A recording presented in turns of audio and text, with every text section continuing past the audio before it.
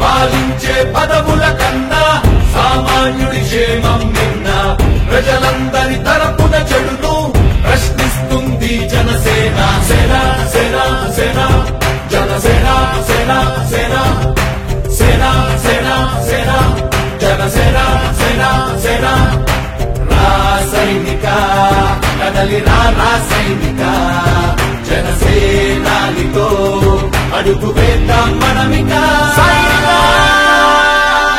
జనసేన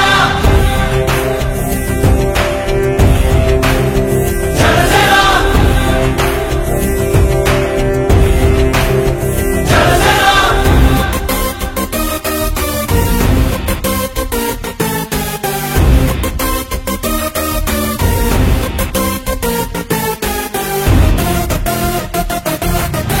చెక్కువేరా కథం శేషుడి పదం ఈ బలమైంచలో సైనికుడా చలో అలు పెరుగని గళం మన అందరి బలం అవినీతి అవకతవకలు పక్కటిగా నిలదీత కనువున కణకణం జనసేవకు పణం సంక్షేమం సమకూర్చేలా శ్రద్ధగా మన పని చేద్దాం రాసైనిక కదలి రాసైనిక జనసేనానితో అడుగు వేద్దాం మనమిక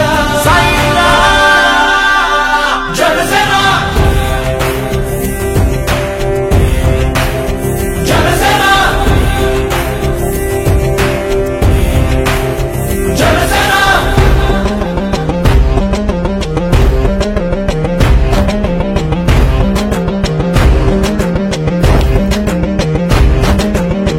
మొదలిపుడే కదా ముందున్నది కదా ఉభయాంధ్రుల అభ్యుదయం మన నైతిక బాధ్యత కాదా పవనముల సదా నలు దిశలకు పద బలహీనుల కన్నులు తుడవని పయనానికి విలువుందా రాసైనిక కదలి రాసైనిక జనసేనానితో అడుగు వేద్దాం మనమిక జనసేన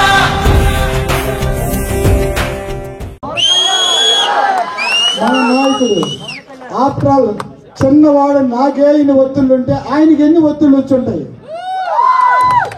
ఆయనకి ఎంతమంది నుంచి ఒత్తిళ్లు వచ్చుంటాయి.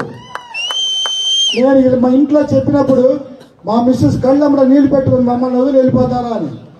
నా ఫ్రెండ్స్ వచ్చారు, పాస్టర్స్ వచ్చారు, ఎంతమంది వచ్చారు. వాళ్ళంతా ఎవరిని విమర్శించడానికి లేదు, వాళ్ళంతా నన్ను ప్రేమించేవాళ్లే.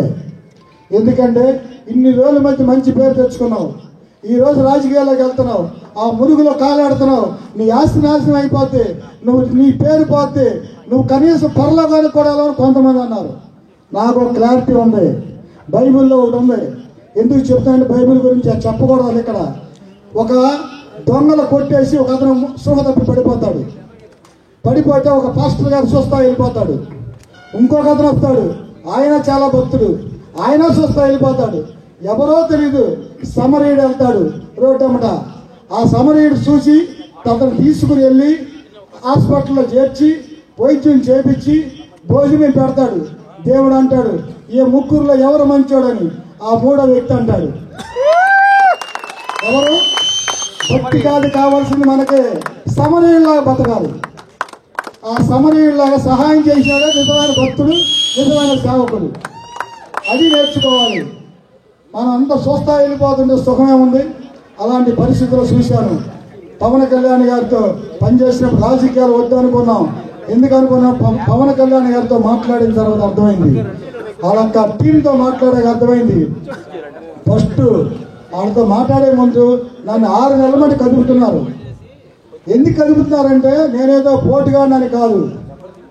వాళ్ళ ఆశయ, ఆయన ఆశయాలు వాళ్ళకి తెలుసు, నా ఆశయాలు ఆయనకి తెలుసు. ఈ ఇద్దరికి తెలిసిన వ్యక్తి నన్ను కదిపాడు. మీరు ఎందుకు రాకూడదు అన్నాడు. నేను ఈ మురికిలోకి నేను రానన్నప్పుడు ఆయన చెప్పాడు, కాదు ఇది అన్నాడు. మురికి కాదు, ఇది మినరల్ వాటర్ అన్నాడు. అది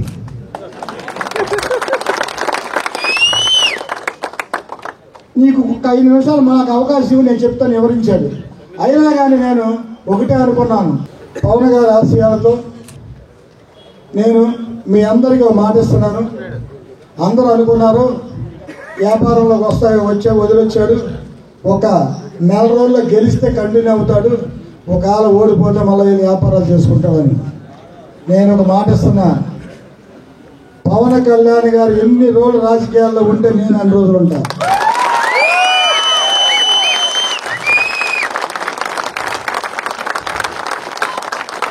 నా జీవితంలో ఇదే ఫస్ట్ రాజకీయాల్లో రావటం, ఇదే పార్టీలో లాస్ట్లో రిటైర్ అవుతా.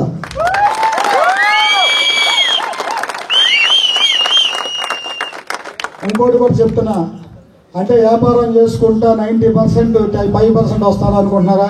కాదు, 80% రాజకీయాల్లో ఉంటాను, 20% వ్యాపారం చేసుకుంటాను. ఎందుకంటే మనం కష్టపడతా పార్టీలో పనిచేయాలి తప్ప మనం పని మాని పార్టీలో చేయకూడదు. ఎందుకంటే బండి పెట్రోల్ లేకుండా నడవదు. పెట్రోల్ ఎక్కడి నుంచి వస్తుంది? కష్టం నుంచే వస్తుంది, వేరే మార్గం లేదు. కనుక ప్రతి వాళ్ళు మీ పని చేసుకుంటా ఒక 80% ఇలాంటి టైంలో కష్టాన్ని మరి పార్టీకి పనిచేస్తూ ఉండాలి. ఆవేశంగా తీసుకునే నిర్ణయాలు కాదు, ఆలోచనతో తీసుకునే నిర్ణయాలు. 40 సంవత్సరాల బట్టి ఒకే వ్యాపారంలో ఉన్నా, రేపు నేను 20 గంటలు 16 గంటలు అవలేలగా కష్టపడుతున్నా. నాకు అలవాటు 18 చేసేవాడిని, 4 ఏళ్ల బట్టి వయసు పోయిబడి 2 గంటలు తగ్గించా. పవన్ కళ్యాణ్ గారు 16 గంటలు తక్కువ అని ఆశ్చర్యపోయాడు ఆయన. నిజమే, మరి పేదరికంలో ఉన్న వాళ్ళు కష్టపడకుండా ఎలా పైకి వస్తాం? నన్ను చూసి మా వాళ్ళు పనివాళ్ళు కూడా పనిచేస్తారు. నేను అందరికంటే ముందు లభిస్తాను, అందరికంటే లాస్ట్లో పడుకుంటాను. ఇప్పుడు కూడా అదే చెప్తున్నా, మీ అందరికంటే పార్టీ ఆఫీసుకు ముందు వస్తా, మీరందరూ వెళ్ళే వరకు ఉంటా. మీరు ఎవరు నాతో లెగలేరని చెప్తున్నా, లెక్కలు నాన్న వాళ్ళు చేయి పైకి వస్తాండి. అయితే రేపే వస్తా.